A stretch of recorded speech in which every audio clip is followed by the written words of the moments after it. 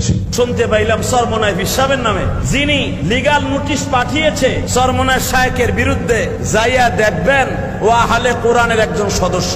থাপড়ায় তোর কানে চল ভাড়ায় আলাদা কথা বলেন না। এই বেটা শুধু কোরআন কোরআন বলিয়া কোরআনের ভিতরে যা আছে এইটাই যদি মানো, তুমি মুসলমান না, তুমি কাফের। কথা বলেন না কেন? কোরআনের ভিতরে নামাজের কথা আছে 5 ওয়াক্ত 5 জায়গায়, কিন্তু নামাজ কেমনে পড়তে হবে এটা কোরআনে নাই। শুধু আছে আর রুকআই সুজুদ আর রাকিঈন মা'আর রাকিঈন। সরমনা পিসাবরে আজকে শায়েখে সরমনারে ফয়জুল করিমের বিরুদ্ধে লিগ্যাল নোটিশ হয়, আর এদিক দিয়ে আগার গায় ল্যাংটা সেরিরা কোরআনের সাথে অবমাননা কইরা, পর্দার খেলাপ কইরা, রাস্তার উপর উলাঙ্গ হইয়া কেক ব্যবসা করতেছে হারাম ভাবে। ওটা নিয়ে ভাইরাল হওয়ার জায়গা নাই। ও ভাইরাল হয় একজন আলেমের বিরুদ্ধে লিগ্যাল নোটিশ পাঠায়। মায়ের খাওয়ার টাইম হয়ে আইছে তো কপালে, মায়ের খাওয়ার টাইম হয়ে আইছে। কে কাফা অমো কাফা থাপড়ায় তোর কানে চল ভাড়ায় আলাবো কথা বলেন না।